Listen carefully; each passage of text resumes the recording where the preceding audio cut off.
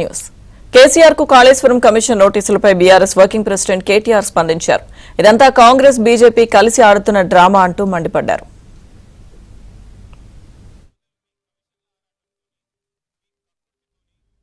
మూడు నెలలైతే అసలు SLBC tunnel మీ కమిషన్ల ఆరాటంతోని మీ కక్కుర్తితోని ఏదైతే కూలిపోయిందో ఇంతవరకు అందులోంచి శవాలను కనీసం తీసే దమ్ము లేదు.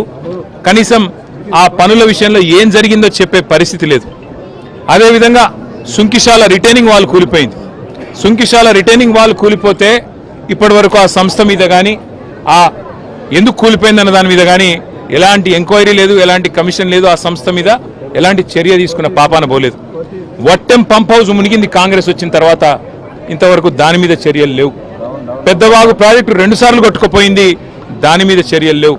అందుకే ఇది కాంగ్రెస్ బీజేపీ కలిపి వండుతున్న వంటకం ఏదైతే ఉందో, కాళేశ్వరాన్ని ఒక విఫల ప్రయోగంగా చిత్రీకరించే ప్రయత్నం ఏదైతే ఉందో, ప్రజలకు వాస్తవాలు తెలుసు.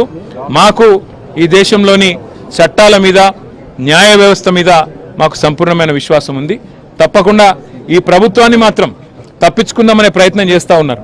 అంటే కమిషన్ల పేరిట, కాలయాపన పేరిట, కమిటీల పేరిట తామిచ్చిన 6 గ్యారంటీలు, 420 హామీలు, వాటిని ప్రజల దృష్టి వాటి నుంచి పక్కకు తీసుకుపోయే ప్రయత్నం ఏదైతే చేస్తున్నారో వదిలిపెట్టే సమస్య లేదు.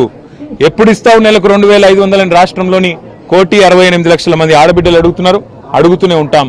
అట్లాగే ఎప్పుడు ఇస్తావు తులం బంగారం అని ఇవాళ పెళ్లిళ్లలో ఉండే ఆడబిడ్డల తల్లిదండ్రులు అడుగుతున్నారు, వదిలిపెట్టాం. ఎప్పుడు ఇస్తావు 4,000 పెన్షన్ అని చెప్పి ఇవాళ రాష్ట్రంలోని పెద్ద మనుషులు అడుగుతున్నారు, వాళ్ళ తరపున అడుగుతూనే ఉంటాం. అట్లాగే ప్రతి ఒక్క హామీని అమలు చేసేదాకా వదిలిపెట్టాం.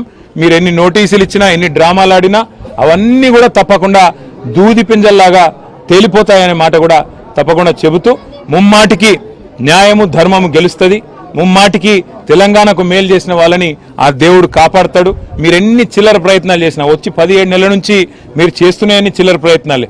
ఈ కమిషన్ అని, ఆ కమిషన్ అని, ఈ ఎంక్వైరీ అని, ఆ ఎంక్వైరీ అని.